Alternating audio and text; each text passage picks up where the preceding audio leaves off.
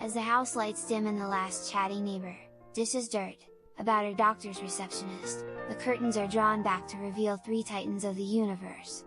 The three mortals who, when gathered together as one, are collectively known as Jawn. As the spotlights illuminate their chiseled features and devilish grins, little do those gathered around the globe to view this performance realize how slightly Jawn has prepared for this event. Running on a mixture of adrenaline and GNC discount supplements, these three sultans, with the speed of lightning and the grace of a summer sunset, deliver night after night of open-air dialogue in a homely setting inviting to all. Topics ranging from things they've already discussed before and forgotten they had already talked about, to subjects so off the public interest that no one but family members and victims of sunstroke seem to even understand. This, folks, all brought to you by a generous grant from the fine folks at Harvey Stained Glass and Lawn Statuary. Please join us tonight as once again we welcome to the stage, Jawn. Tune in on all the places Nathan keeps telling you about. You, along with I, should write these sites down so we know where to find. If you will, I will. Bring your questions and your best impersonations, because tonight is the night we let our hair down and sing for our supper. Speak to us using our voices and expect answers to your questions that you've already rehearsed in your own mind. We are all one nation under a groove. Let's turn this mother out. Party on, party people! Turn up the volume and crank out the Jawn.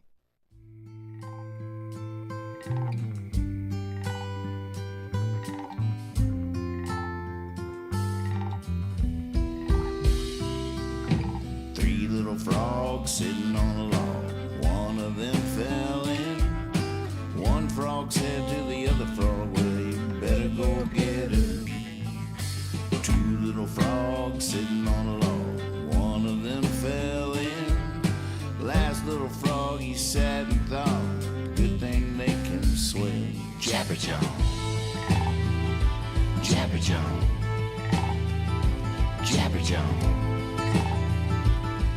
Jawn. Three little frogs sitting on a log, one burst into a grin. One frog said to the other frog, wonder what's got into him. Two little frogs sitting on a log, one laughed until he is red. Last little frog, he sat and thought, must have been something I said. Jawn, Jawn, Jawn, Jawn.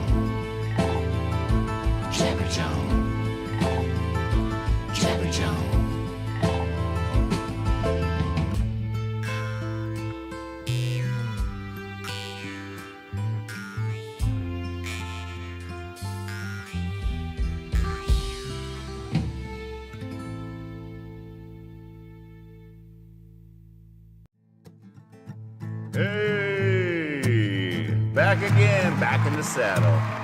Welcome to Jawn. I'm your host, Nathan Moore. This is your co-host, Kyle Hogg. Co-host, Steve Moore over here. Jawn at your service. Welcome to the show. I need a new soapbox. My old one broke. Did I get too heavy? Or was the old one a joke? I was pointing my finger, thinking no one could see. If they was looking where I was pointing, they weren't looking at me. I was right about the moon though, just wrong about the heart. Couldn't see my shadow, I was living in the dark. Glad I didn't make it big, whoa, they would have called it art. And then I wouldn't have had this fresh start. Oh, I'm glad I never won the lottery. Could I be corrupted? Oh, absolutely. Just glad the Lord has mercy. I'm glad the Lord has mercy. Now I need a new suit, one you'd wear to a ball, not in front of a judge or to a funeral. One that fits right, lets me breathe. You can make it bright white, I'll be keeping it clean. I just keep on thinking of that poor pioneer. Made it all the way to the coast, paced till he built a pier. He kept touch down where that poor pioneer, he sank and drowned. Oh, I'm glad I never won the lottery. Could I be corrupted? Oh, absolutely. Glad the world has beauty. Glad the world has beauty.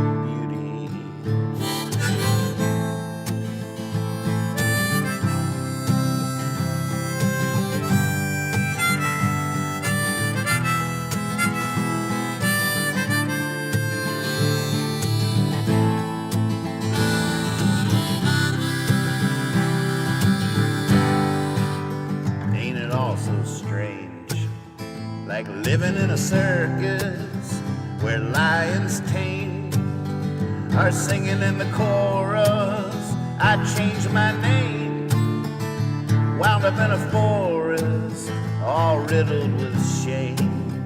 I'd done none of it for us. I'd probably been wicked if I had been king, or made unseeable by some magic ring. I'm not saying I'm evil, I don't even think I'm mean, but maybe ordinary men have to be redeemed. Well, I'm glad I never won the lottery. Could I be corrupted? Oh, absolutely. Glad I'm not the only. Glad I'm not the only.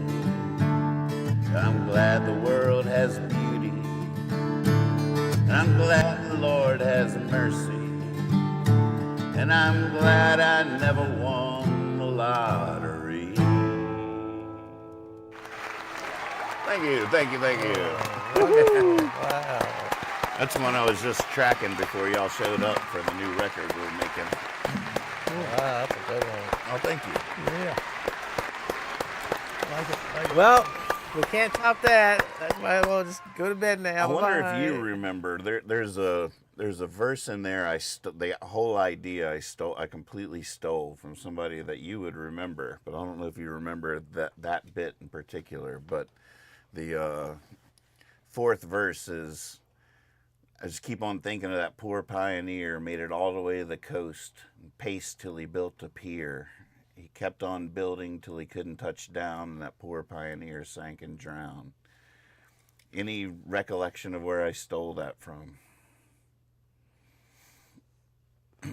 No, not offhand. Doesn't ring any bells. Well, there's bells are ringing in the background, but I got that image and I can see that image being formed, but I don't remember. I completely stole that from a Gallagher bit that you had recorded on VHS tape, and I watched it 100 times. And he does this whole bit about the whole pioneers going west, Right. And how, like, well, hey, I mean, back then your wagon was everything. I mean, if your wagon broke down and you were too dumb or lazy to fix it, that's where you stayed. That's where you live. That's why out west you see there's two wagon wheels right at the end of the driveway. And he's like, but then you got those true pioneers. They got all the way to the west coast. They got all the way there, and they're on the shore, and they were pissed. And they just started pacing up and down the coast there until they built piers because they just didn't want to stop. So I completely stole that whole thing. Perfect. Yeah, I was down in the basement the other day picking up. I was trying to clean up a little bit, believe it or not, and I was picking up some of those VHS tapes. That's one of the things I wanted you to do when you came over, see if we can get that thing going again. Because all those classic movies, So much there's stuff. some amazing stuff. But then it's all these. It was like 3 whole tapes of daily shows Right. from Jon Stewart back in the day. That would be fun to go back to the archive. There's plenty to I steal remember in. when I first moved to Texas, and I was living in that little apartment there, and this was back in the day before internet. It's so hard to believe that that's true. I was out living in the world before the internet existed. and I didn't have cable or I didn't have anything, and you would record daily shows and mail them to me. Is that right? Because I did have a little VCR and a little TV, but I didn't have any way to watch why anything. I had all those daily shows, 'cause I didn't, I'd watch them at that time. So that was definitely one of my nightly rituals, was to watch Jon Stewart to get the real news. Right. It's good to have him back. You watching any of his haven't new seen stuff? any of it. I don't even know where Comedy I think he's Central only is on anymore. Monday night. Just Monday night. Well, I ought to be taping them. Yeah, I'll start doing that. 'Cause I always thought his humor was great, and his observations were right on about our society. I always enjoyed him. Yeah, he's a good egg. And then in that song, in the last verse, is something I stole from my college philosophy class. I don't know if any of y'all ever had this conversation, but there was a proposition put forth by my philosophy teacher in college about Gyges. I think I'm saying that right. Gyges' ring was like a moral philosophical dilemma, and basically the idea, I guess it's like an old Greek story or something like that, about this person that had a ring that made them invisible. And so the whole premise was, if you had a ring that made you invisible, would you do good things or would you do bad things? It's a whole exploration of your own morality. Like what are the first things that come to mind that you would do if you could be invisible? And I have to admit, none of the ideas that come to my mind are in the service of humanity. I don't know about you guys. Y'all might be better people than me. Oh, should we be scared to ask what yours are? I don't, maybe. I'm scared for you to ask what they are. Well, just about every one of those cheap California movies about stuff like that, they do the same thing. They end up in the phys ed girls' locker room. Right. You're either in a where we're bank or a going, locker room. Yeah. Yeah. You don't need this. Yeah. So I don't know where you go after that. Yeah. So, well, is it? I mean, right now, I'm an old man walking around town. I'm pretty invisible. Right. Unless I fall and start groaning, people don't recognize me as a human being anymore. Oh. Well, no. Is that true? I I guess there's a little bit of that, huh? I'm talking about old people in general. Right. They write us off at a certain point. Mm-hmm. Why do we do that when? Well, because we're no longer functional. Mm. I am not. I'm not doing anything for society anymore. Mm. I'm just dead weight, actually. We'll have the show tonight. The show tonight. Yeah. Well, I'm getting paid a whole lot for that. Well, Is this mic okay? Looks like it's fallen to the wayside there. It's got tucked in. There you go. Yeah. No, I'm just thinking in general that that's our society does. I mean, that. on some levels it makes sense because you're not necessarily a player in any games. No, exactly. But at the same time, it doesn't make sense because you're a bastion of experience and wisdom and. Yeah, and that doesn't go for much anymore. Right. When I don't even know how to work my telephone, it doesn't seem like I'm very intelligent anymore to an average 8-year-old. Wisdom's strange like that too. Yeah, it is. Because progress also makes a lot of old wisdoms obsolete. True. Yeah, what was the wise thing to say to a young person 20 years ago is not true anymore. Yeah, it's a different world. And So that's always been in true. a sense, we are obsolete. Right. But it's tough. Yeah. Thank goodness we have a culture that evolved enough love in our hearts that we don't just, put them on a boat and send them out, or Right. just. We built a pier for you. Or every house had a room where old people would just go and they'd take the body and take it away. We don't do that to people, so that's nice. It's not all bad. But the other part is of being non-functional. That's very relaxing. that that's the part about being old you can enjoy, is nobody has to, you don't have to be anywhere at a certain point now. I'd like to be there for people, but I've done my stuff. I'm retired. I'm literally retired from everything except what I want to do. Right. So my days are my own. So I'm not functional in the world like I used to be. And that's what people are observing. It's an accurate observation. I'm pretty worthless.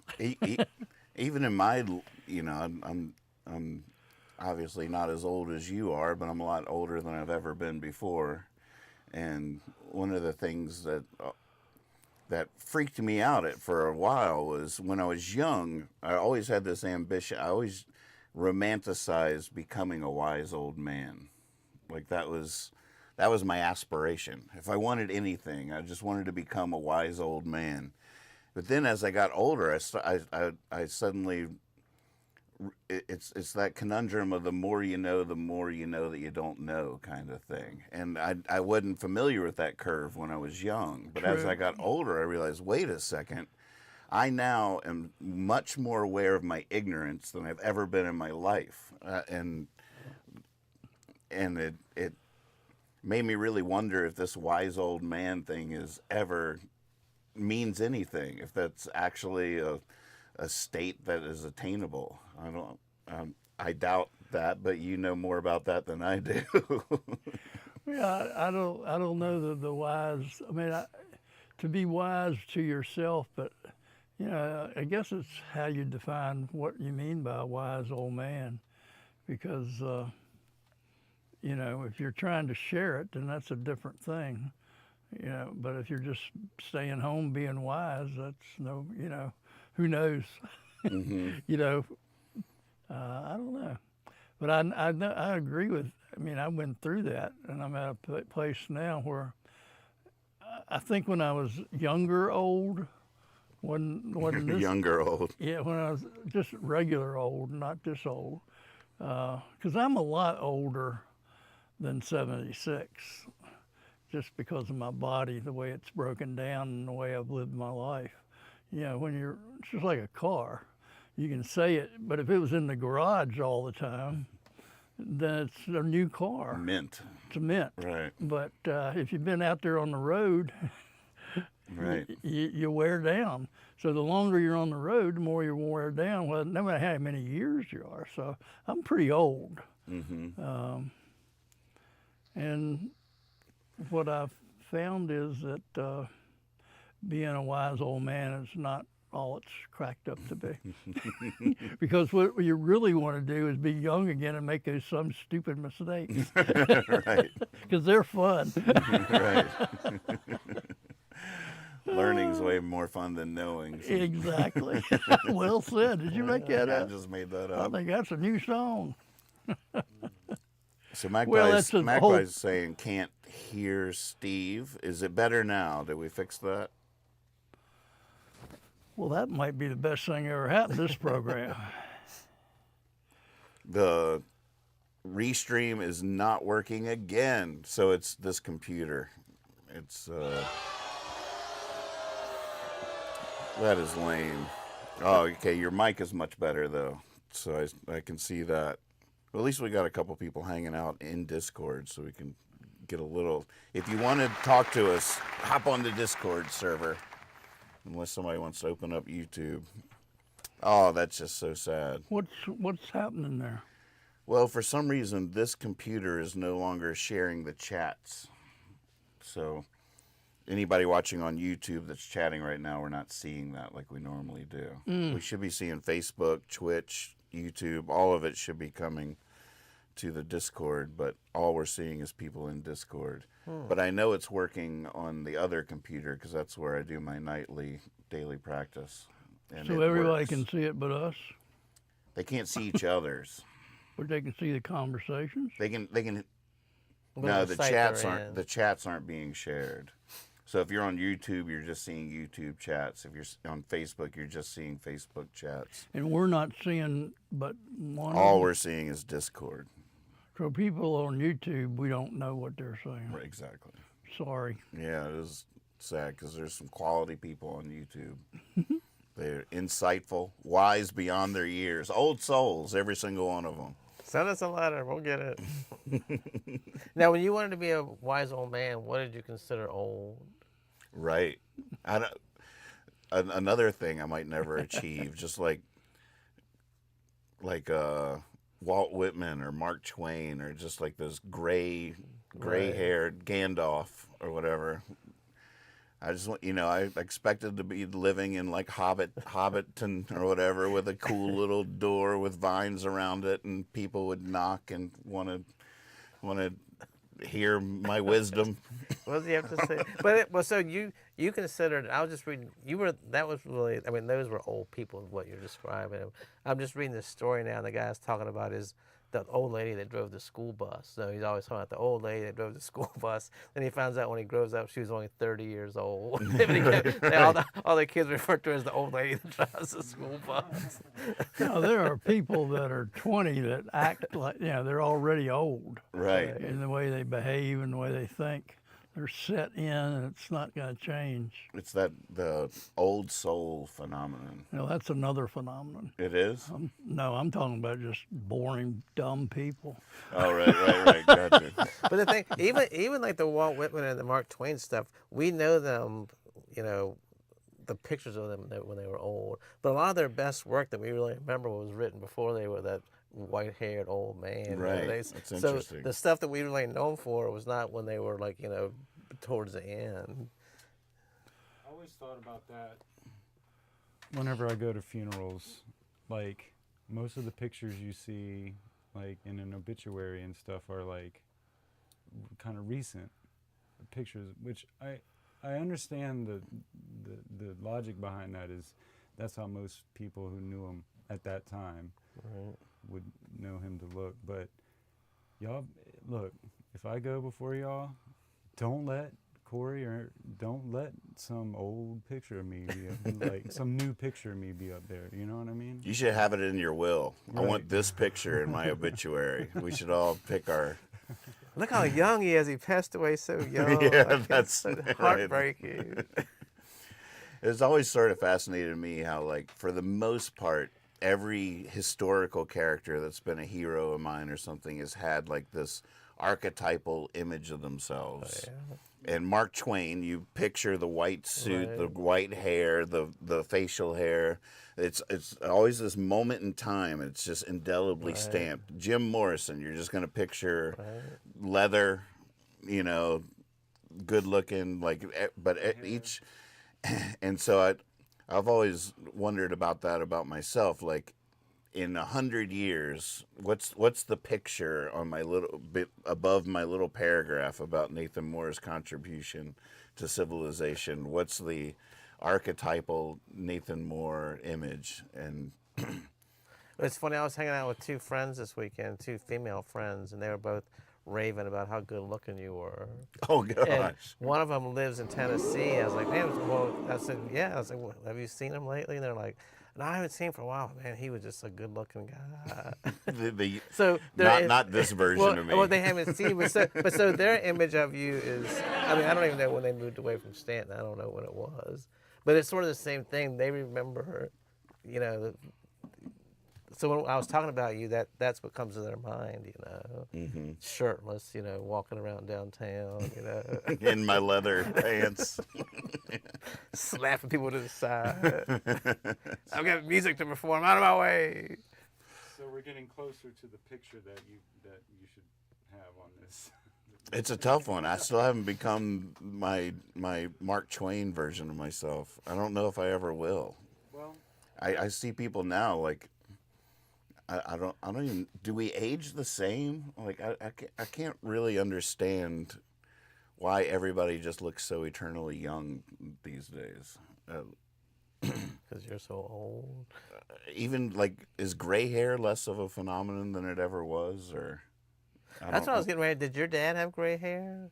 No. He didn't. So you're probably not going to be able to get that gray He hair. was 92 and still had a lot of black. He had a little bit of gray, but he was a mutation, hair-wise. It happened in my beard. Yeah, mine The too. beard's always the first thing to go. It's interesting. Yeah. So this thing all the young you would Oh, that's the one you were talking That's what about. I'm thinking about. Yeah. That's what you want in your obituary? But it's sad because if that's like the archetypal me, then I'm just living on borrowed time now. Like, Oh, God. Don't say that. What is that, a clock I hear? Oh, it's the borrowed time clock. freaking Peter Pan. So what do you got down here? What do you got in there? Gotta get my liquid courage out. What's funny that Any final thoughts on the idea of wisdom? Because I do feel like that's a fascinating concept in and of itself. That and how that my notion of that has changed over time into this completely confusing thought about it all now. Well, lately I would be tending to agree with your surmise, and that is that I think the analogy that I read somewhere, I don't know where I stole that from, but was the idea that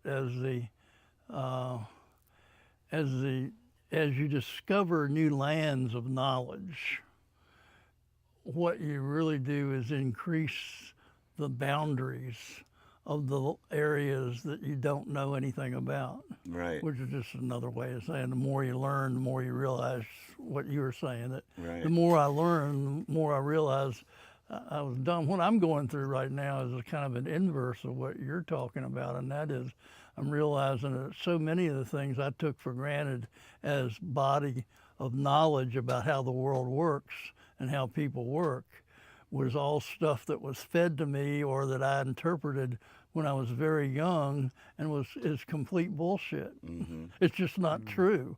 And so I'm having to go back and rewrite all this stuff before I can even think about wisdom. Right. And that's where I am right now. Right. I'm just trying to figure it out again, still trying to figure it out. And some questions are answered, and some, but they also beg other questions. So Right. it just keeps on going. But that's a good thing. You'd hate to figure it all out. That would be boring. Right. There's what's the thing, and when people are talking politics, there's a name for it that they have now because everybody's so savvy. The Kruger effect, the the idea that you can have that once you start studying a discipline, when you first start, you get to a certain point where you know a dangerous amount of information because you feel like you know more than you do, but that's like the initial stage, and then you get to a point where you're like, oh, and then there's levels of it, but most people get stuck in this. And, it's like people studying, everybody became a vaccine expert there for a hot second or something. There's just the danger of being intelligent, but knowing just enough about something to feel like you're an expert, but you have so far to go. You can't even imagine what you don't understand yet. But a lot of people stop before they get to that point where they realize how ignorant they still are. It's just a dangerous amount of knowledge. It's almost like wisdom is just as in danger as news is of being discredited. Mm-hmm. You know what I'm saying? And untrusted. And now that we're in the information age, like everybody's an expert because they can look it up like real quick and become an expert, Mm-hmm. Mm-hmm. In the course of a night. Right. Just deep dive. But yeah, that's obviously surface level information. You're not able to digest it, but so much at one time. So there's so many layers, but people will just stop at that first level and not keep going. Mm-hmm. And they're an expert when Yeah. And that's just false wisdom. Now you got those folks getting older. What kind of wisdom are they going to have when they can't look anything up? Or if they, like,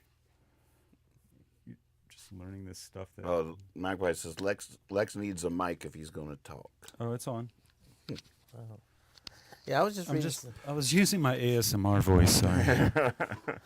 I was just reading about how almost all knowledge, if you don't question it, it just becomes dead. Like they were talking about, like, I think it was about space. Like all scientists, if there's 100 scientists and 99% of them agree on this thing. This is the 10th planet or whatever. And there's some nutcase that everybody says is a lunatic keeps pressing another theory. And then it ends up 30 years later, he's right. So then all 99 of them agree, so they advance a step. And then one other guy says, well, then he goes off. And like, why is this lunatic? Like, if you don't keep questioning, even stuff that we all agree is correct, does not necessarily, I mean, that's just we agree that we agree on this point. And that's all we know right now. Right. But there's always some weirdo or somebody that's really interested in it that can find something more. And I thought that was sort of a cool... And even that in itself is a dangerous notion, because you hear that argument made all over YouTube all day long these days, because they're like, well, yeah, but it's the one person that questions that advances the whole field. And I found this guy on YouTube that clearly has a point to make, and it's so easy to have that. Well, that's the thing. You can't just because the guy goes out and says something, you can't automatically just give up with your beliefs and believe him. You gotta get some facts, I guess. There's a couple of great things in the chat here. Foffy says, a little learning is a dangerous thing. Drink deep, or taste not the Parian Spring. I don't know what the Parian Spring is, do you? Nope. That was Alexander Pope. J-Dodd says, wisdom is the proper application of knowledge. Oh, that's a good one. What does that mean? Means knowing what you know. Wisdom is the proper application of knowledge. Yeah, Knowing using what you know effectively and I guess properly and for the good of the... Wisdom is knowing that the 5-year-old kid that's doing his math is not exactly right, but encouraging instead of just saying, that's wrong. Wisdom is using your wisdom to encourage him to do better and learn, and not just, get out of here, you dumb little kid. 5 plus 5 doesn't equal 11. I've definitely thought a lot about, in terms of wisdom dispensed to others, that I feel like probably the biggest impact I've ever had on other people's imaginations, and vice versa, the biggest impact people have had on my imaginations is there's these things that we say just in passing that affect people way more than the stuff we really try to intentionally focus and teach or say. Like, we could maybe sit Elliot down or in a few years or whatever and like try to impart knowledge and wisdom, and it would have very little effect on him. But there's this one observation we made flippantly that he'll never forget. There's this accidental imparting of or passing on of wisdom, perspective, and knowledge that can never, that intentional trying to impart wisdom can never compete with these flippant little moments. Somebody will just say something, and I'll just never forget that they said that. They'll never remember that they said that. Man. Things we don't remember saying still ringing in people's minds out there. Which is a very scary thought. Right. Sorry, everyone. It ever happened to.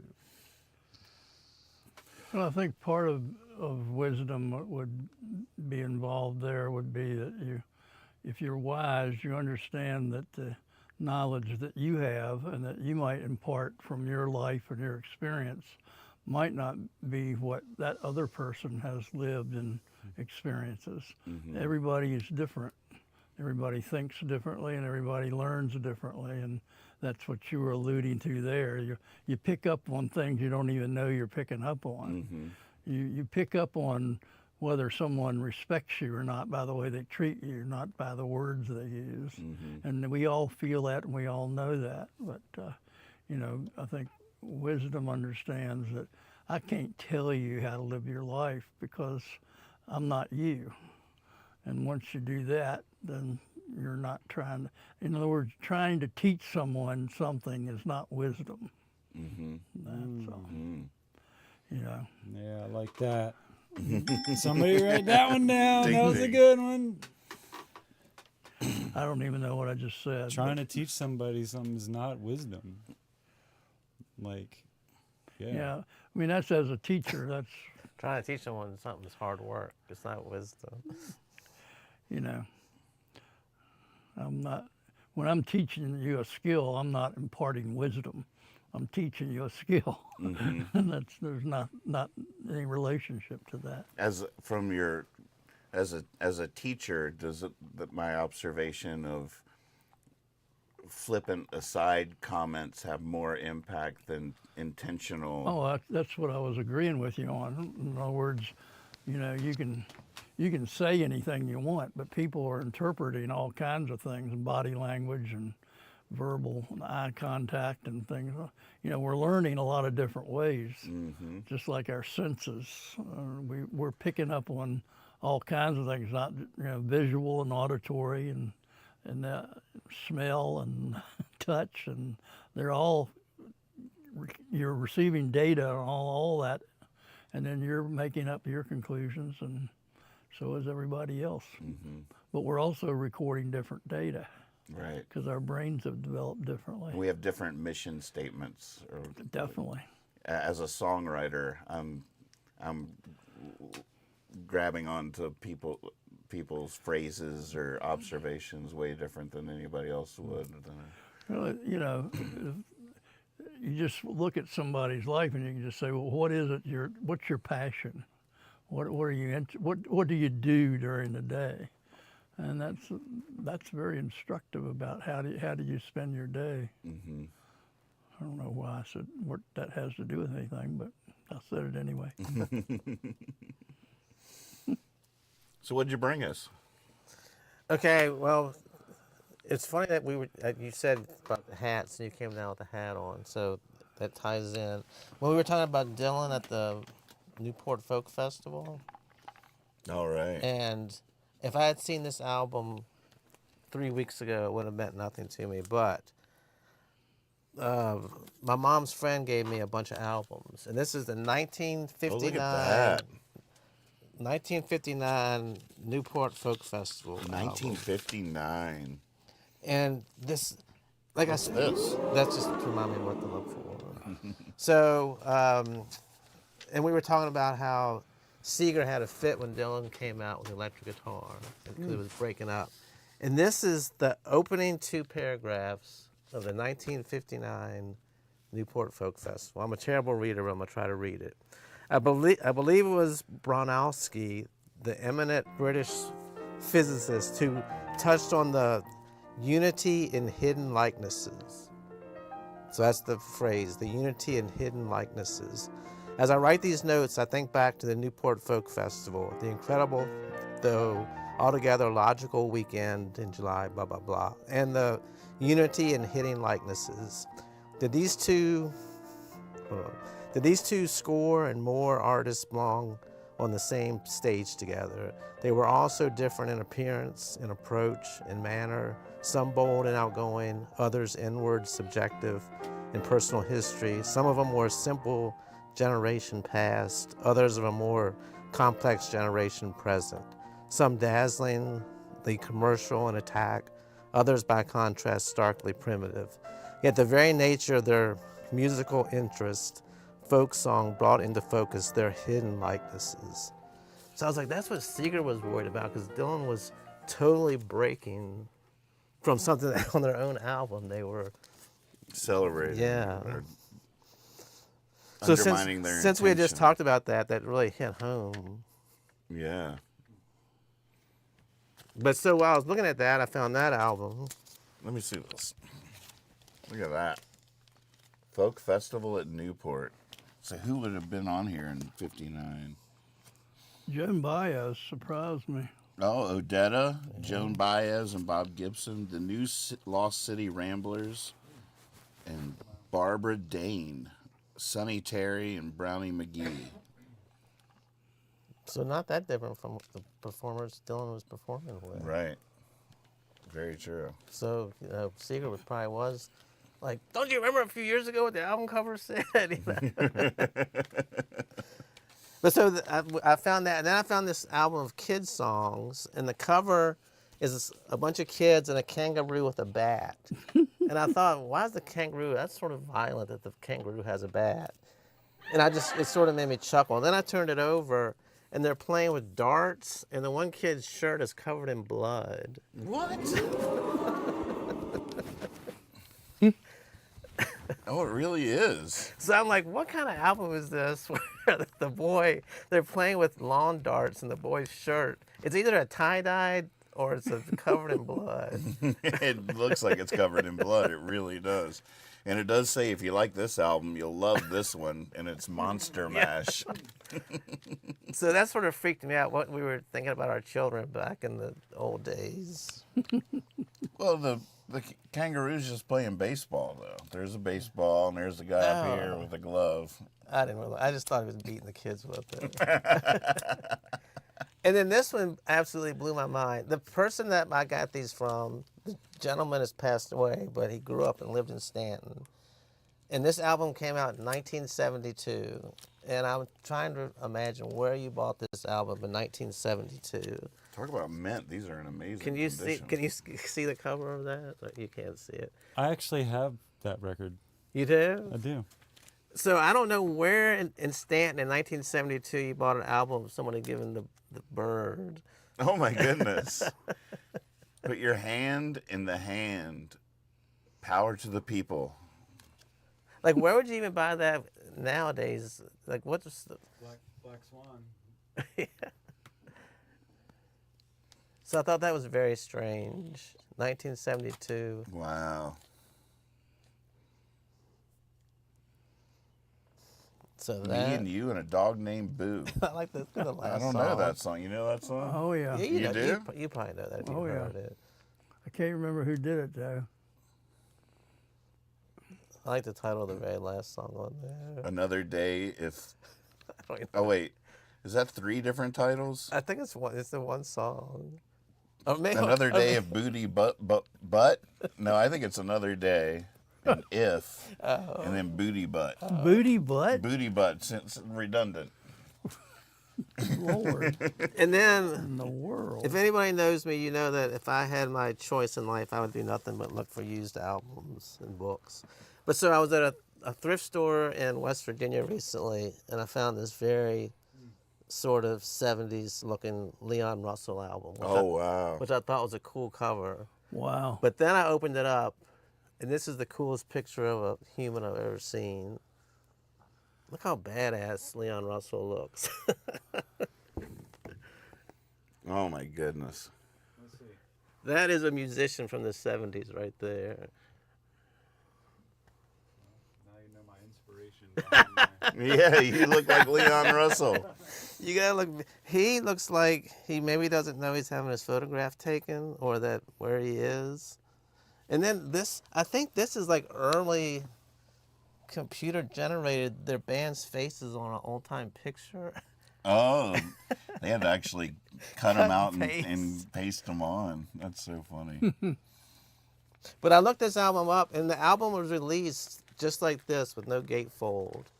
And then the limited edition, you got the behind the scenes Leon Oh, Russell. look at the whole. Did you do this? Yeah, so you already? got the whole thing. Man, that is awesome. Who's the other dude? I never heard of that guy. Mark Beno. Let me see. Last name.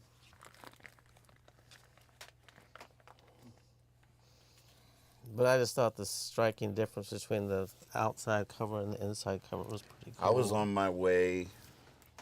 It was probably like 10 years ago. I was on my way to a gig to open for Leon Russell. Oh my gosh. And it was at a small. We played Moe's Alley. Didn't we play Moe's Alley? So you can picture this better than anybody. It was Leon Russell with Nathan Moore opening at Moe's Alley in Santa Cruz. So the backstage there is tiny. We would have had to have hung out, or I mean, he might have gotten. He took sick that day. Oh no! I was on my way to the gig, and it was canceled. Oh, It was wow. that would have been one for the ages. That would have been. Although a lot of times those things don't work out the way you imagine them in your head. Oh. Like as soon as I said that, I was like, yeah, that's what I think is going to happen. And then like his limo or whatever shows up 5 minutes before his showtime, and they ask me to leave the backstage area because Leon's coming in or something like that. He wasn't. Almost every time I've had this I remember like opening for Ramblin' Jack, and I was like, oh my gosh. And the way you imagine it for weeks leading up to it is like, we are going to hit it off. He's going to see part of himself in me. He's going to take me under his wing. We're going to hit the highway together. Next thing you know, we're going to be living some Kerouac dream or something. And then you get there and it's just... It sounds like every date I had in high school.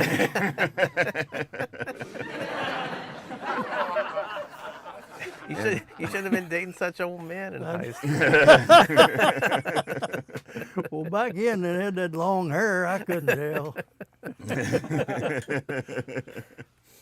Yeah, expectations can be a dangerous thing. That's true. Great expectations. Now, what do you think Whitman and Twain were like? If like somebody just met them on the street. I don't know, but the old adage, never meet your heroes, comes to mind immediately. That is true. Unless you've stalked them on the internet, you know pretty much what they're really going to be like.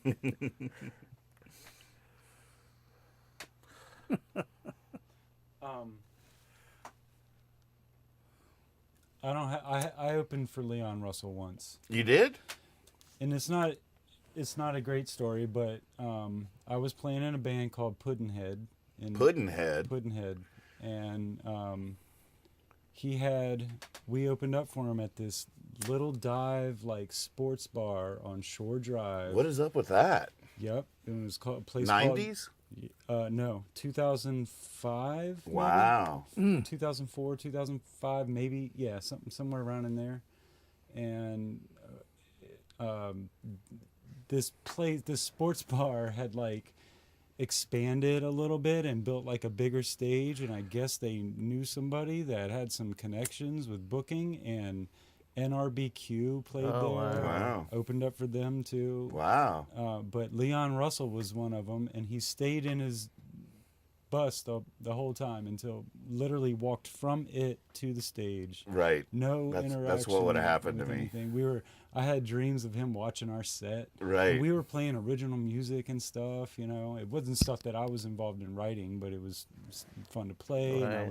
We were all kind of excited together as a band. You know, like, oh, this could be cool. You know, wonder what he's going to think of our music. And he was just watching, you know, Guiding Light in the, you know. He was watching soap operas in the bus. Right.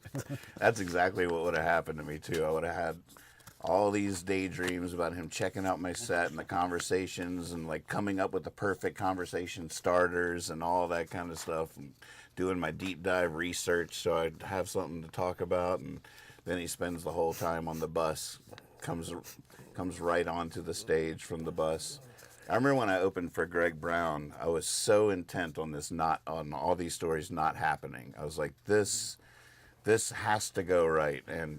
And so I was there for his sound check, and this was a long time coming, because when I was living in Austin, Texas, that same place that you were sending me recordings of cable TV so I could have the simulation of cable,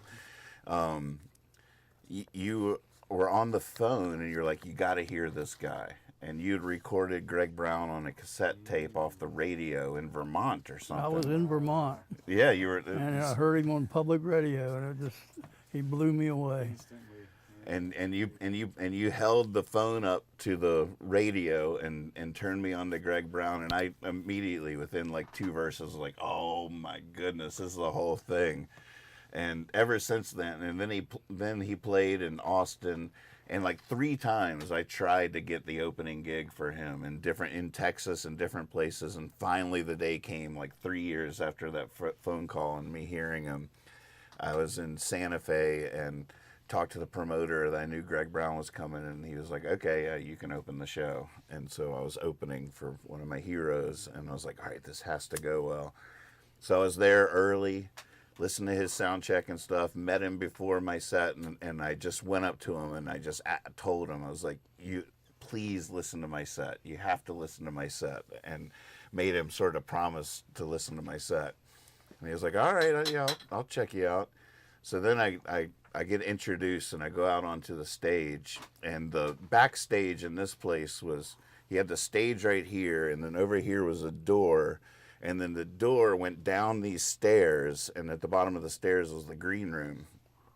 And so I come up after I'm being introduced, and I get to the door, and I'm like, he's not going to be able to hear me through this door. So I propped the door open. And then I went on stage, was like, thank you. And as I'm sitting down, I see one of the ushers of the venue go over and shut that door. Oh. What moron left this open? And the world stopped. I was like, no, we got to have that door open so Greg can hear me. And we got it propped back. It became part of my show or whatever. That all happened. And so then I did my set. And I went down. I couldn't quite tell how much attention he had paid or anything. But then several of my friends came backstage right after my set, and they were all gushing. And I think what Greg really loved was vicariously through them, he could tell how much that show meant to me because of what they were saying and the way they were reacting and how proud there was just this whole thing that he picked up. And I became endeared to him, and he actually gave me his phone number, and it all went exactly the way you hoped something would go. Great. He gave me his phone number, and then every time the Amusement would tour through Iowa, I would give Greg a call, and he would meet us for a drink, or once we went for lunch at Perkins, and he bought us all lunch. And so there was one great story where we were going to meet Greg Brown for lunch at Perkins or something. We were in our bus, and we were on the road. So the night before, we were near the town where we were going, but we were there the night before, so we stopped at a rest area and slept in the bus, and woke up the next day, and the bus wouldn't start. And I was like, oh my God, what are we going to do? We got to get this thing going. We got to meet Greg Brown for lunch. And we tried, and the mechanic couldn't get there in time. We didn't know what we were going to do. And I called Greg, and I was like, I'm so sorry, but we are broken down outside of town, and we're not going to be able to make this lunch. And I was just devastated. And he was like, well, where are you at? And I'll be daggone if the drummer didn't stay with the bus and get it fixed. Greg Brown drove like 20 minutes outside of town, picked us up in his pickup truck, and drove us to Perkins. And Dave Tiller was in the back of the truck, and Amy and I were both up in the cab with Greg Brown, and I was singing him songs on the way to the Perkins. Those are amazing. Such stories, great, man. yeah, it's so unbelievable. That's so cool. Good story. Love that. I like that. Well, I remember when you went over and you opened for him in Charlottesville that time. Wasn't that Greg Brown? I don't think so. Or no, it's Taj Mahal. I didn't open for Taj Mahal. No, we went. Who was it we went to see? You took me to see Taj Mahal when I was like 16 years old. Okay. And I'll never forget that either, because it was. It was one thing I took you to that you went backstage. It was Taj Mahal. Oh, okay. I was 16, and it was not that big of a venue, but when he got done with his set, I just walked backstage. I just walked back there. Last time I took him anywhere, I was like shaking, and I told him how inspiring that was and how amazing that was, and he was sitting there with his guitar, and I was like, hey, do you think I could play you one of my songs on your guitar? And he was like, no.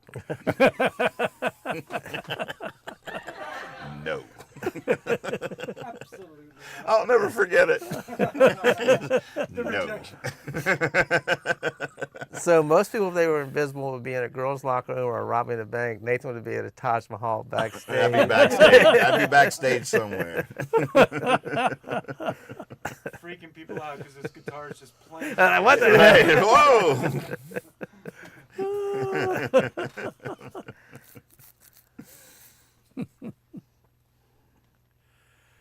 Well, he's still around putting out albums, I believe, isn't he? Or did he pass away lately? He's been off the radar for quite a while now. For a few I think years. he's retired. Yep. I think he got old It, on his terms, uh-huh. not on ours. You love to see that. I think he's earned it. He worked hard. He married what? Iris DeMent, is that right? Yeah. Mm-hmm. Yeah. I've never heard much from him after that. Well, why would you? Wait a minute, I thought you said John Prine dated Iris DeMent. Well, they had a duet together. Who did? John Prine and Iris DeMent. had Yeah, that they famous, sang together. Oh, they In never spite of dated. ourselves, all yeah, wound up. that's what you remember. And they did that song. And it sounds like they're a couple. Oh, well, they were that. Maybe they were. One. You know how them musicians are. They're all kind of loose out there, you know.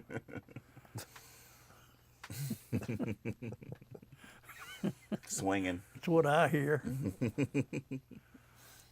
Get out there on the road, there's nothing much on. They don't get to watch the same girl give the news every night like I do. Different girl on the news every That's night. right. What kind of life is that? What kind of life is that? Can I trust her? I better Google her and stalk her, see what I can do. We got to be careful referencing our pre-show conversations like they're inside jokes. True. That's true. Yeah, so y'all missed that. Y'all missed the best part of this whole evening. Yeah, the pre-show and post-show conversations is what everybody wants to hear.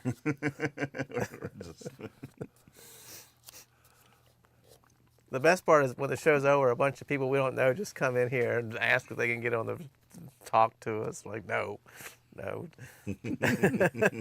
Nope. We're going back to the bus. Go away. Right, straight to the tour bus. Straight to the bus. Yeah. There's always a line of people out. Bodyguards, outside works. trying to bum money on their way to the car. Man. Oh, Swaby just posted in Discord, no upcoming shows for Greg Brown to play.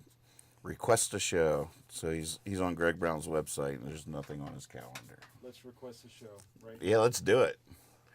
Oh, Live, on the air. didn't somebody brought Greg Brown to Stanton? I wasn't living here at the time, so I didn't get to do it. But did you go to that show? Somebody brought Greg I feel like Brown. Rick Cook or somebody Rick had some. Cook? Maybe I would have blamed Henry for that. If I It's was definitely- because she was a might have been Dockery or somebody brought him Yeah, Joe. upstairs to McCormick's. Wow. Greg Brown. Do you don't remember that? No, I don't. I wonder if that's a false memory. Might have been before I knew him. But I don't think so. I doubt it. I would doubt it too. I don't know what you're getting at. I Might be a don't. false memory. I don't have any I'm memory. going to of do that. some research. But there's a on lot of things that happen in the real world that I don't have any memory of. that. Mm-hmm. That's happening more every day. Mm-hmm. Thank God I'm retired. I couldn't even remember where my room is anymore. Now, when you were at Lehigh, did they change your room around year to year? Or you always had the same room. Oh, I had the same room every year. Of course, He was a but chemistry teacher. Yeah, Yeah, you chemistry you had had to, to. Yeah. But most people stayed in the same place. There had to be some real good reason to not to ask you to move your room. Right. Because you get your stuff, you get used to one Everything place. has its proper place. Plus, your they were decorations. departmentalized too. Mm-hmm. You had the English department in one section, so you're not going to go too far away. Oh, I didn't even realize that. Yeah, the math department was. We had math and science on the second floor there. Mm-hmm. English department was on the other side. If they didn't have lunch with me, I never saw them. Or in the copy room, we saw each other. getting more information on Greg Brown here in the chat. Greg Brown's sold-out performances February 16th and 17th this year at the Englert Theater in Iowa City are slated to be the final official concerts of his career, but the shows aren't his last waltz. Quote, first of all, I don't know why these shows are billed as my retirement shows, Brown said from his Iowa City home. I already retired in 2019, right after I turned 70. These are just some shows I'm doing because I got this wild hair about performing. For the record, I won't be doing any more formal concerts, but if there is a charity event around town, I'll be open to playing it. I still might get up there and perform, but I won't be playing the Iowa Waltz anymore. Interesting. Is that this year? He was so good. You talk about storytelling songwriters. He was one of the best in the banter business I've ever seen. He could string a story and just elevate the songs with the things that he said, and he'd tell stories mid-song while the vamp of the thing was going, and it was always hysterical and insightful and interesting and very inspiring performer. It's a strange gift. No, how long? You said he was 70 and 19 in 2009. Swaby's saying he's not sure what year. But when did he start? How far into his career did y'all find out about him? I'd say he's probably about my age. He I is. mean, I think yeah. if that was, I think he's But was he like in his 50s when y'all found out about him, or he was in his 30s, or like? probably 40s or late 30s. He was a well-traveled troubadour. Mm-hmm. He was always inspiring to me because he really came into his own in his 40s. And so, like, all through my 30s and stuff, I was like, well, I still got the Greg Brown game plan for this rock and roll dream. I can still pull a Greg Brown off here. Now that I'm in my 50s, I don't really have those kinds of role models anymore. I know Bukowski started writing, I think, in his 40s or 30s. He was late to it. He was another one of those. You just move the goalposts. New hero. All right, that didn't work. I wasn't the rambling Bob Dylan or whatever. Like, next hero, next. I need somebody that really came into their own in their late 50s at this point. I just read an article about it. The bookstore I went to in New Orleans, the bookstore I went to in West Virginia to see my friend, he ran like a paper in New Orleans called NOLA, and they were one of the first people to publish Bukowski. And he would like send them, because they were one of the few papers that were big enough. They were like a newspaper, so they could pay him some like $25 a story or something. But there was a thing back then called, now I'm not gonna think of what it's called, but any paper that paid money, I'm just gonna say it's the Associated Press, but it wasn't. But it was something like that. So anybody that paid into that fund back in the 60s and early 70s could publish anything that was published in any other paper that belonged to it. So like if Bukowski had something published in NOLA, any of the hundreds of other little papers across the country could also use that, because they were basically paying to keep all this stuff running. Oh, wow. And so he made his living for a while just, $10, $20 at a time, just it's like these stories just being bought and sold and stuff. And then they said he just became, but he was really, I say he was never like into the hippie and love and peace and all that stuff. So he started getting like, oh, the hippies need to leave me alone. That's not me. I'm not into all that stuff. So he sort of went off into his like dirty old man crazy routines and to scare people off. Yeah, I think to show like, y'all gotta stop putting me in with the hippies. That's not what I am. That tracks. But it's funny because they had it when I bought it at the store. Because the guy he published, the store was just like loaded with like little stapled magazines and stuff. And this was just an article printed from somewhere. It's like 20 pages with a staple, and it just landed in this pile, and I'm flipping through it. It was called Bukowski, the Dirty Old Man. and I picked it up, and it had my friend's name was like highlighted in yellow where they mentioned him. So I don't even know how much they charged me for it. It was just like something they had, Xerox and just thrown up on this pile of other stuff to buy.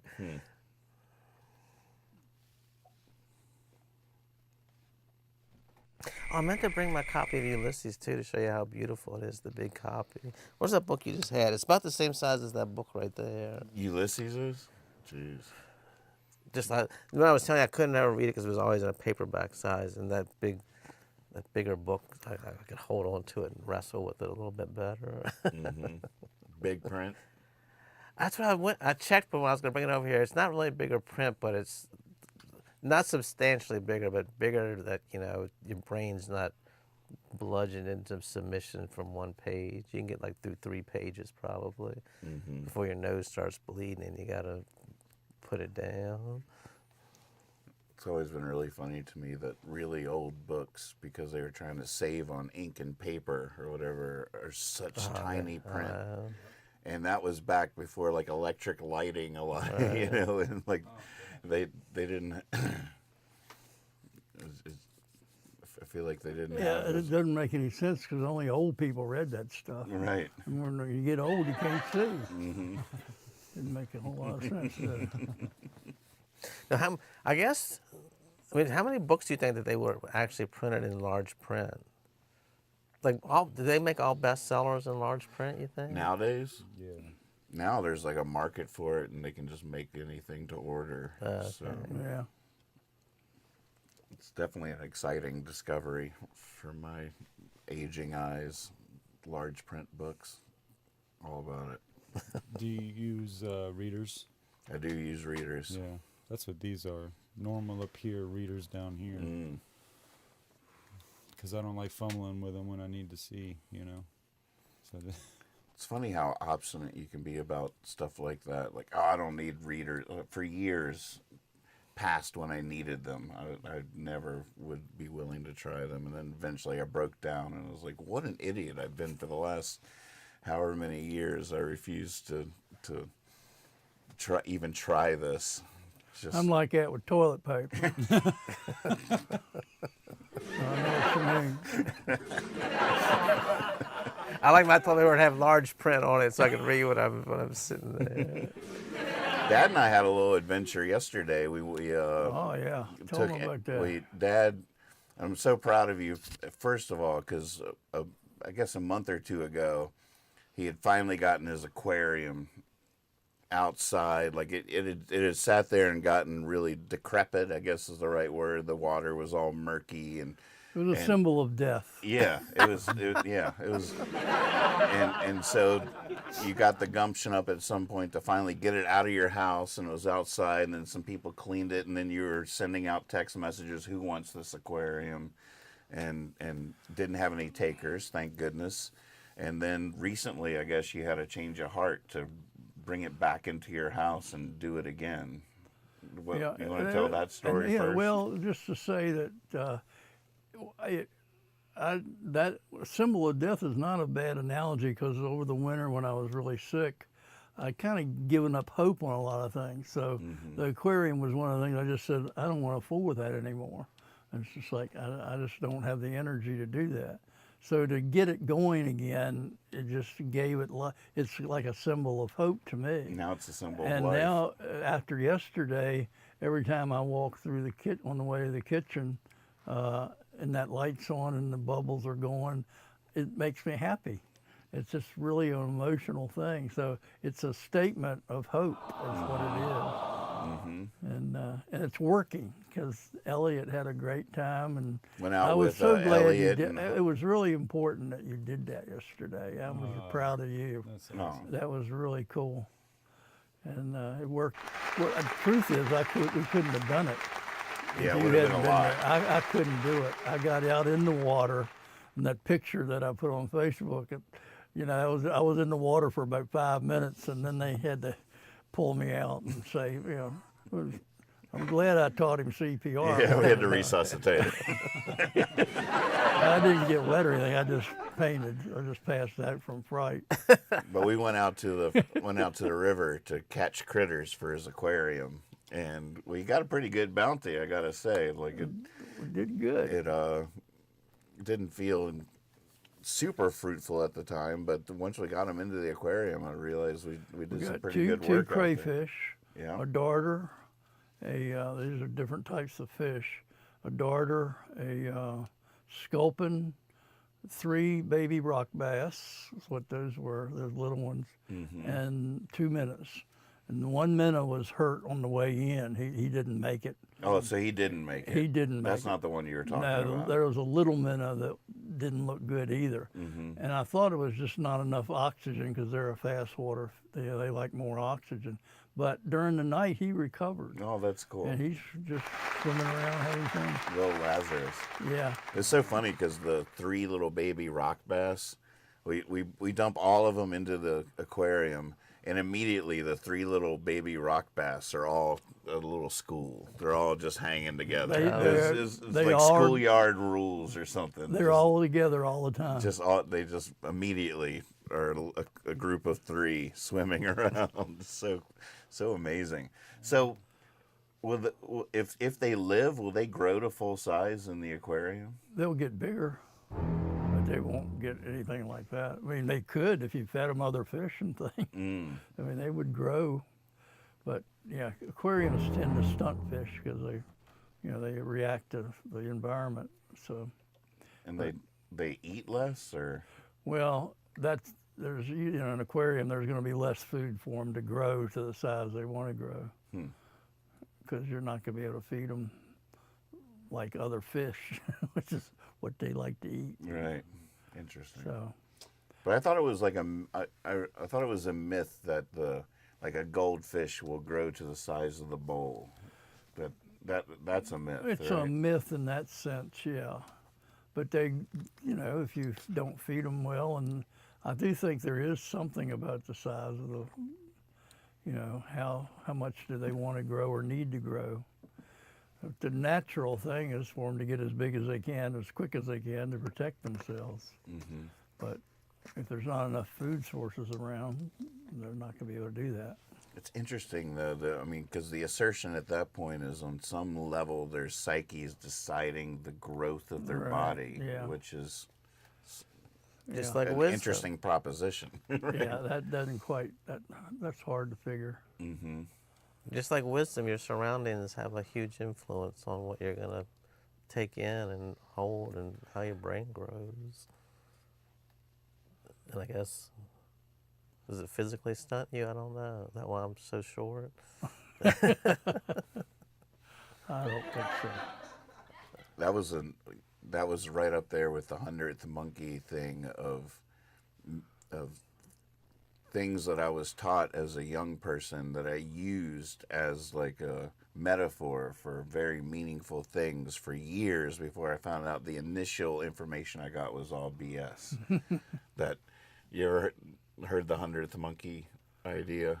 Well, There's a whole book about it, and the proposition was that there was this island, like in the Galapagos or something like that. There was an island, a series of islands that were completely disconnected, and on one of the islands, the monkeys started washing their potatoes, and like one monkey started washing its potato, and then another monkey saw that monkey washing its potato, and it started washing its potato, and at a certain point, once the 100th monkey started washing the potato, all the islands that weren't connected at all the monkeys started washing their potatoes. wow.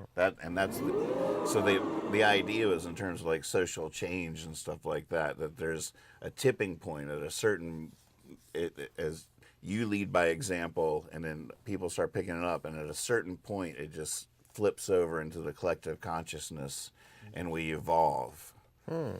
And so that I use that story. I wrote songs about it. I would share that story, and I'd just be like, we just got to keep going until we hit the 100th monkey or whatever. And then 20 years later, I read this piece about how that whole story was all BS.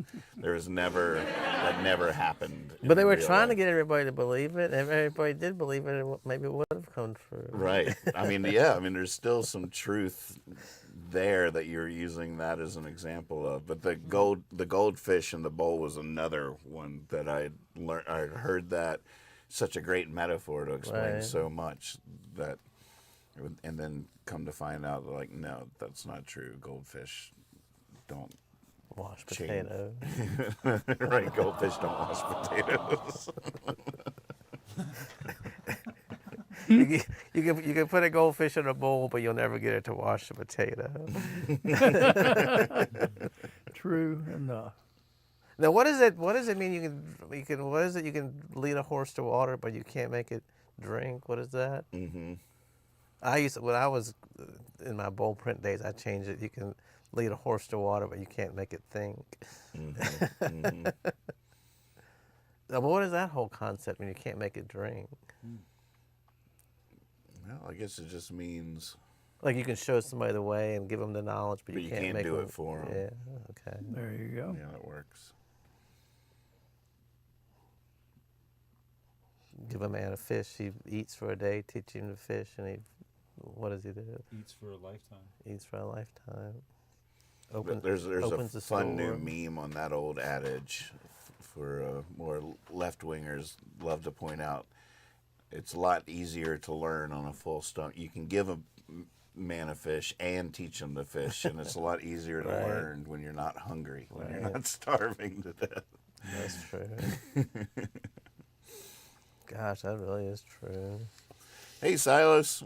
He says, been having a great time lurking around today, but I got to finish up this garden fresh tomato sauce for dinner. Much love to all y'all. Much love to you too, Silas. Solid.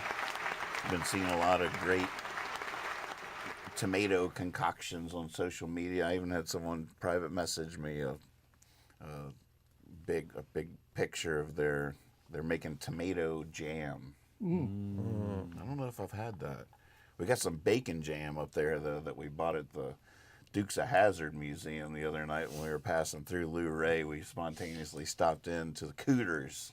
You ever heard of this? You ever been to Cooters? Never been there. I heard of it. He was the mechanic on Dukes of Hazzard. Right. And now he has a museum in Lou Ray. The actual actor. The actual actor, right. And, Oh, yeah. And we went in there. We were coming back from the parks camp, and we decided to stop in. We got some ice cream, and there was just a whole situation going on. There was a concert going on in there. There was a bluegrass band on stage, and probably 60 people, all old people, sitting in there. Is it a listening. restaurant or a museum? They had a restaurant on one side. They had a museum part. There's all these General Lees and stuff there, and they even had like. I took picture. I should have done a better job of sharing media with you to share on the show, because I have great shots of his aquarium, his new rescues or new fish in his aquarium. Yeah, And I got some great shots of the Cooters Museum. But they have a recording studio in there.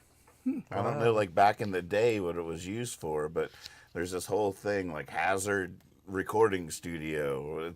You know how if you're in a museum, they have these fabrications of Right. sets, or like the gas station, the ice cream parlor. This is a recording studio, but there's a full-on legit mixing board in there, like it. Obvious, and I think Cooter was a musician, right? In real life, like the actor was. Yeah, from what I've heard from the locals, he plays and hosts like a jam kind of situation. Wow. On a semi-regular basis, and then also, I can't remember if it's Bo or Luke, but the dark-haired Duke brother from the show, that actor frequently comes to Cooters and plays music also. Wow. So it's a big, a lot of paparazzi. It's the whole thing there. Wow. It's a whole scene for sure. That's great. And, well, the other day we were going through there, and they had a General Lee car show. Just a bunch of General Lees. Yeah, so Cooters is there along the side of this road, and then there's a big grass area next to it, and that whole field, there must have been 200 General Wow. Lee cars. Wow. And we were seeing, when we were passing through there, it was kind of just getting going, I guess, that day. and we were passing vehicles, and we saw one waiting to turn in from Canada plates. Oh, wow. I think people were coming. It was like the General Lee like car gathering. Wow. Yeah, That's a trip. the big summer, thing. I should go in there and tell him I'm Boss Hog. Kyle Boss. Oh, that's quote, cool. Kyle Boss Hog. I've been called that so many times. Hazard County Recording Studio. Oh man. Have you ever been? I left a in there? wooden nickel No, on the every stool time in the we've stopped recording by, it's studio. been closed. Now, is it big enough like you can walk in comfortably, or is it gonna be like a jam packed full of Cooter fans? That's the recording I did studio. leave a NM Nathan Moore songs wooden nickel on that stool There you with the go. Hazard County recording session. There's my. No, didn't Leon Nickel on Russell the play stool. Cooter? What's that? Didn't Leon Russell play Cooter in Dukes of Hazzard? Oh yeah, you didn't realize that was Leon Russell's joint, right? He wore a wig, I think, for it. When was Dukes of Hazzard? Man, I remember the show, but was that the early 70s, mid 70s? When was 80s. that? Definitely 70s into 80s. Yeah, I'd late say. 70s into 80s, early 80s. Yeah, I'll try to share this real quick. And what was the?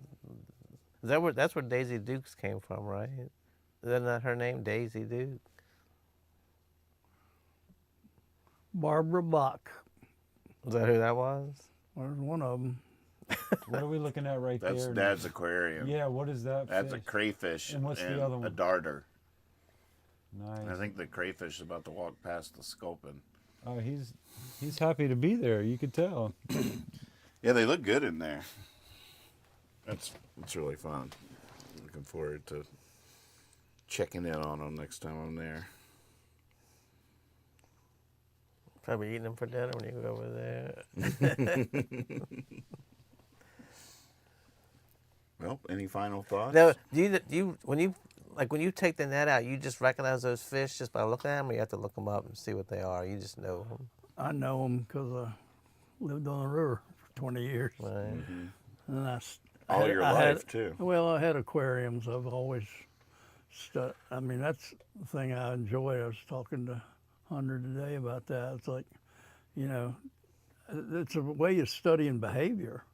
I mean, I'm watching the animals behave and seeing how they do it. And I used to just sit, and this was before I started smoking pot, but I used to just sit and watch those critters and watch their behavior. And, it's just like watching in the woods. They start behaving like regular, what they would do. And that's how I learned a whole lot about how things behave, animals under the water.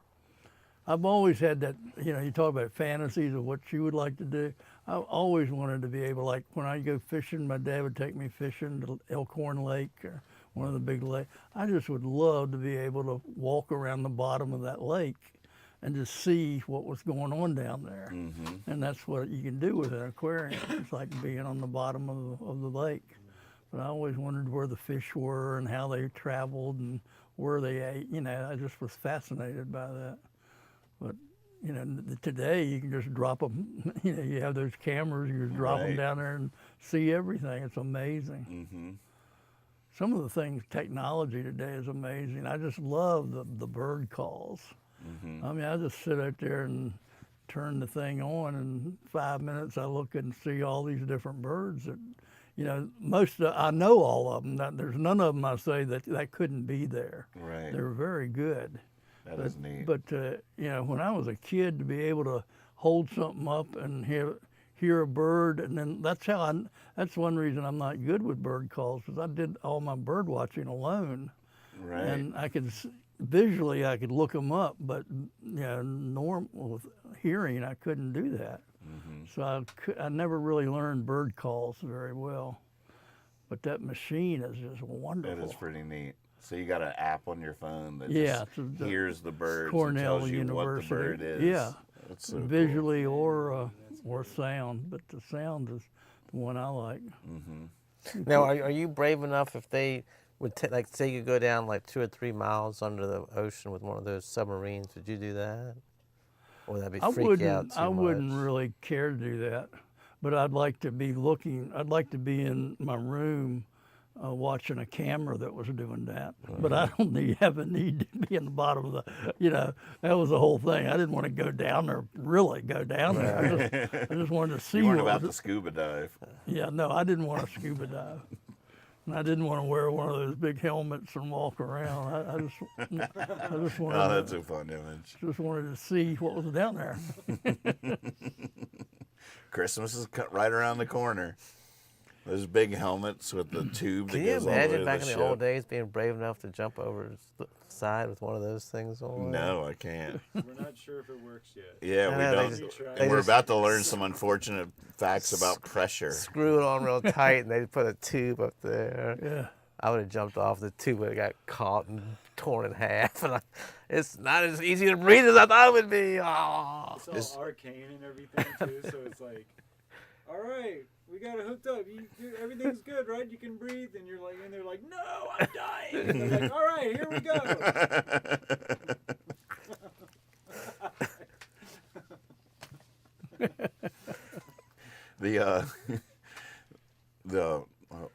The question I have is the pressure that happens as you go down in water just the weight of the water above you? Mm-hmm. That's what the pressure is. Oh yeah. Man, this is a question. I never thought about this before. Would you rather go like 3 miles down under the ocean or be in a rocket going into space? Ooh. Good question. I think I'd go into space. I would be terrified underwater. I guess there's no air up the space either. Yeah, it's the same. Oh. Wonder what the pressure is in space. There's none. There's no pressure. It's not pressure. That's why It's you just have to lack- wear you have to wear a pressurized suit. Oh, interesting. I don't know why, but I think I'd go into space. What would you do? What would y'all do? Yeah, I Man. think going underwater is, well, the pressure is one thing. That pressure is, and dark. It's kind of like dying. I don't think it's really be that kind of fun. Now, is outer space dark? Hmm. Is outer space dark? That's good. Good. Yeah, well, depends on if you're around a star or not. How about what would you do? Space. Space. So we'd all do space? God, I don't want to do either. Uh, But I feel the pressure to have to pick one. I don't think know. would I don't go- even know If, why it I'm was, picking if it was space. safe, let's just pretend Yeah, it was no safe. risk. It's all worked out. We can do either or. Okay. Completely I like, fine. This is easier to think Yeah. about. I would have really bad I claustrophobia. think I would go underwater then because Yeah. Well, there'd There's be just more to see. more to see. Yeah, more to. You could actually interact with everything. Right. And you'd see fish I and mean, stuff. I would love to be able to scuba dive and around a reef and see all those beautiful Yeah, you would. fish. Yeah, I would love that if I could do it. Here's a science question that will inform my answer, I think, better. But how far does 3 miles off the surface get you? Like, as far as our atmosphere goes, are you 3 miles. out of our atmosphere at that Pretty point? much, yeah. Yeah. That's not much. It's not very far. No, there's still some air up there, but it would be hard to breathe. I would like to see that view, though. Mm-hmm. I think that would be really cool to, like, get this, like, I don't know, just this, it would be almost like an out-of-body experience, I could imagine. Just Both like would you're be looking back- life-changing, profound perspectives. Yeah. I would think. Give you a whole new way of looking at everything. Now, I have done snorkeling once, Mm. and it was life-affirming. Like snorkeling at a reef or somewhere Yep. interesting like that. Yeah. With a lot of life. And, yeah, and that was really cool. And you're not even diving. There's no pressure. You know, you're just on the surface, and you could see, I mean, it was just so cool, you know. You could probably do that still. Snorkeling. Here's your bucket list. Maybe Jabberjawn road trip. It took a little while to for me to get used to Where the were you breathing. when you did that? Jamaica. How do you? I've always wanted to do it, but I'm afraid I would go too deep and the water would come in the thing. Then where you just I pop out. never had the urge to like dive down towards what I was looking at, and get on it or touch it or get any closer than I was to, because some of it was like, there were a lot of sea urchins. And you don't want to mess with those. You don't want to accidentally brush up against those spiky guys. What do they do? They'll sting you. Really? And it's venomous. I don't think you die, but it's very painful, and you can get sick, I think. Wow.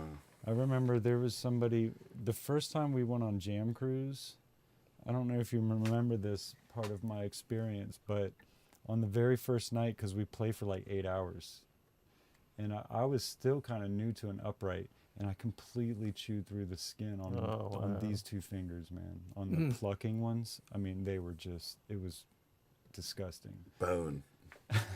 Down with the bone. So I got to know the medic, the doctor on board, which is way down in the guts of the ship. And every night before we would start the spot, I would go down there and he would tape up. He would do like this great like sports training like quality job wrapping up my fingers. Oh, wow. So I could play with them, but they would be unaffected, like the pain and stuff, because it was so painful. But the next day, you know. And one of the times, so I went there like 4 nights in a row, you know. One of the nights I was there was a girl in there who had gone on the beach or whatever, had gotten off the boat for the excursion that day or whatever, and she was in a wheelchair, and she had stepped on one. And I never heard somebody scream like this. It was terrible. I felt so blood curdling. I felt so bad for her. And it had happened a while ago. She was already back on the ship, you know. Like she had already been stung on a beach, gotten to port, gotten on the ship, and she was still in absolute agony. Oh.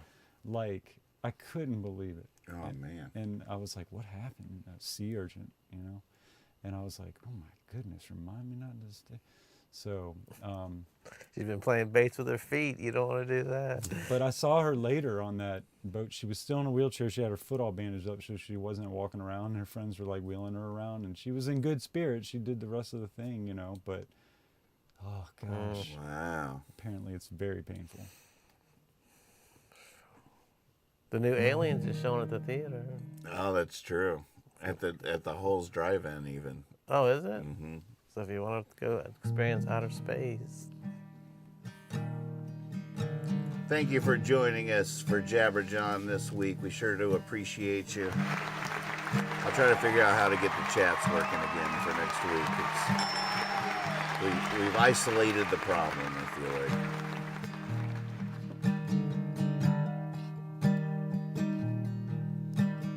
Found the wise old man cross-legged on the tip of the mountain peak. I said I've walked 1,000 miles. He said you are what you seek. So I uncrossed my legs, rose from the peak, tossed my eyes to the valley. They rolled through town and found me deep, asleep down a dark alley. By the light of a shining star,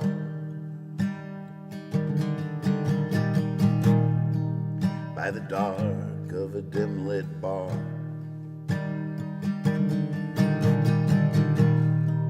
I'm an exploding pen. I might not make it this way again. Sun and moon, day and night, heaven and hell, wrong and right.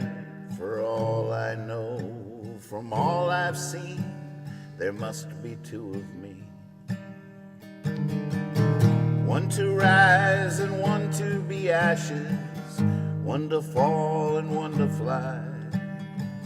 One that the crumbling sky catches, and one to be free by and by.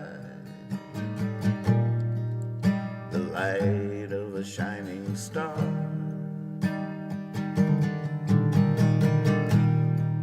by the dark of a dim-lit bar.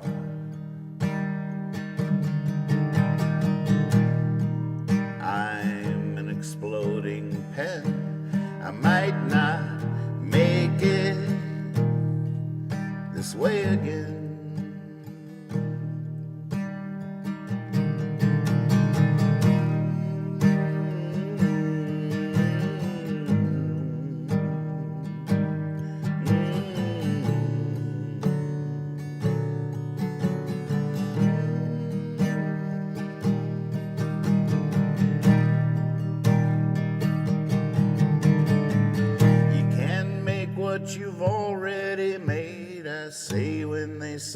I might make it.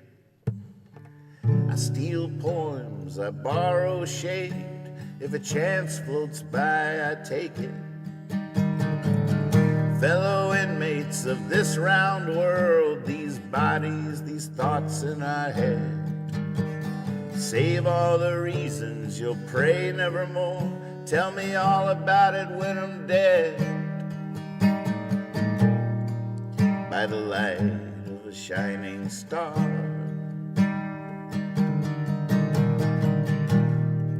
by the dark of a dim-lit bar.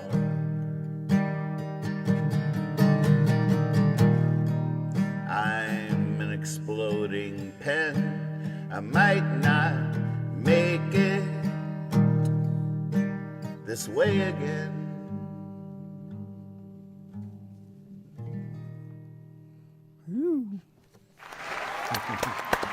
Thank you so much. We'll see you next time.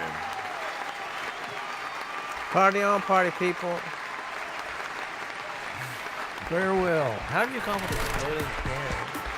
I woke up one morning on our tour bus and I'd slept with a pen in my pocket.